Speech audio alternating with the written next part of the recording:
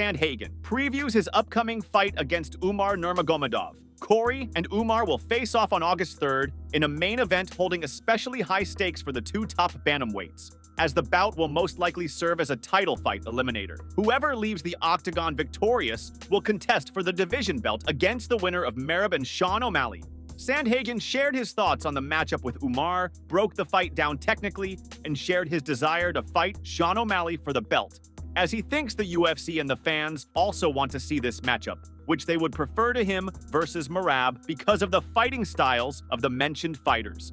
It is obvious that if O'Malley successfully defends his title against Merab and CORY beats Umar, the matchup between the two will offer the most dynamic and potentially the most entertaining matchup for the majority of the fans, as opposed to any other combination of how these matchups can play out. The potential to market specific matchups and sell more pay-per-views is certainly also relevant. Speaking with the media, the Sandman said the following, quote, "Umar is a unique fighter. Stylistically, he is a really tough fight. I had to work many overtime hours in order to make sure that I was prepared for this fight. But yeah, the rankings, him coming up, the odds and bettors.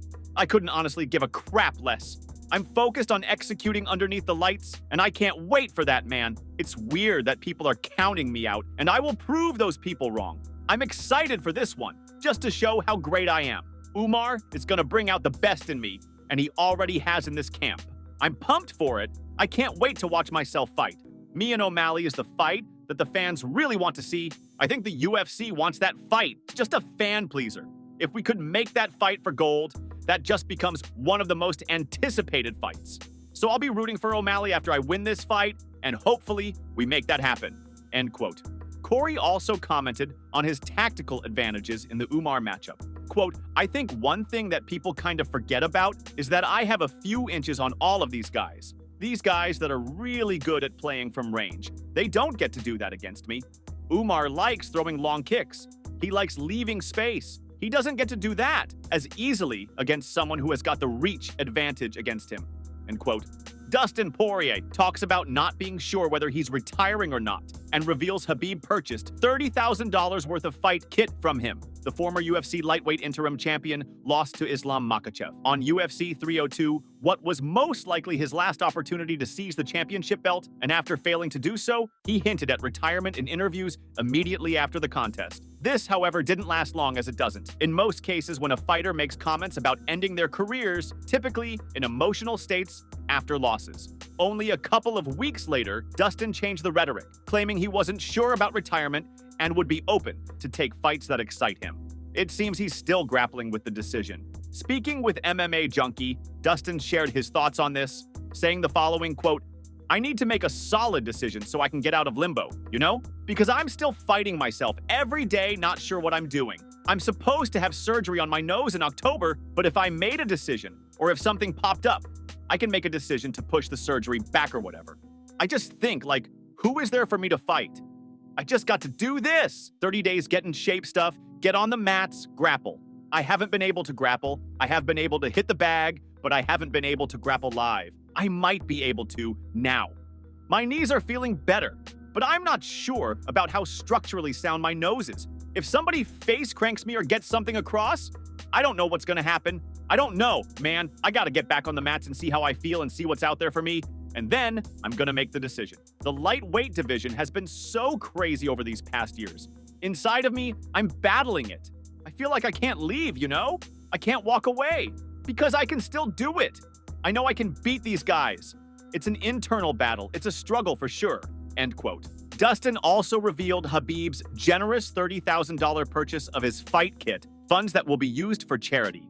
Quote, "Ali reached out to me and said Khabib is interested in buying it. He came through and we shipped it off." End quote. Another bit of shocking news hits the MMA space, as updates from Russia reveal that Khabib's situation with the tax evasion case just got critical. As most of you who closely follow the sport and news surrounding it know, recently it was widely reported that Khabib was having problems with the Russian government after an investigation was stated on a case of tax evasion. Western media picked up on the story a couple of days after the Russian state media reported on it, and speculation about Khabib's problems. And the situation at the time of these reports was rampant. Conor McGregor, of course, also chimed in, mocking the Dagestani for, as he put it, becoming broke and not being able to pay for his house.